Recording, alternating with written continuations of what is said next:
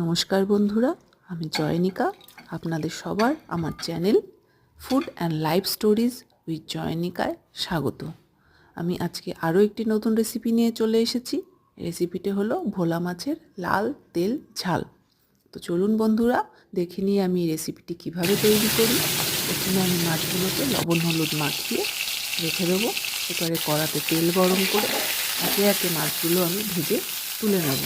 মাছগুলো যখন আমি ভাজবো তখন এর জন্য আমি একটা আলাদা মশলা তৈরি করে নেব। তার জন্য কি লাগবে, আমি নিয়েছি এখানে টমেটো, পেঁয়াজ আর রসুন। আমি আলাদা করে পেস্ট করে সাইডে রেখে দেবো। এবারে এই ভাজা মাছের তেলে আরও খানিকটা তেল দিয়ে আমি ওর মধ্যে গোটা জিরে, কালো জিরে, শুকনো লঙ্কা ফোড়ন দিয়ে আগে থেকে তৈরি করে রাখা যে মশলাটি ছিল ওটি আমি ঢেলে দিয়ে ভালো করে নাড়াচাড়া করে নেব। এটি একটু নাড়াচাড়া হয়ে গেলে, একটু কষে কষে গেলে ওর মধ্যে আমি কিছু শুকনো মশলা দেবো, গুঁড়ো মশলা। সেগুলি হলো ধনে গুঁড়ো, জিরে গুঁড়ো, লঙ্কার গুঁড়ো, পরিমাণ মতো লবণ, হলুদ আর চিনি স্বাদ মতো দিয়ে আরও একটু কষিয়ে নিয়ে এর মধ্যে আমি পরিমাণ মতো জল দিয়ে দেবো। জলটাকে আমি খানিকক্ষণ ফুটতে সময় দেব।